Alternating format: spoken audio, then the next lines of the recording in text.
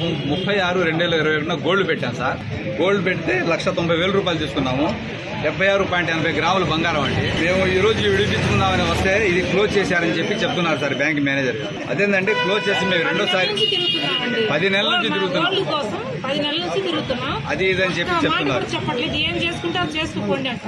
ఈ రోజు 76 గ్రాములు పెడితే మీరు క్లోజ్ చేశారని చెప్పి డేట్ కూడా రాసిచ్చారండి. ఈ రోజు క్లోజ్ అయిందని చెప్పి డేట్తో సహా రాసిచ్చారు.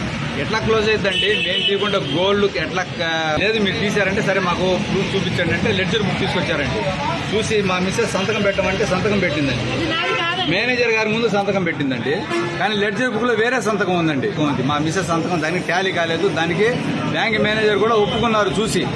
చూస్తేనే అర్థమైపోతుంది ఈ సంతకాన్ని ఆ సంతకాన్ని టాలీ అర్థమైపోతుంది.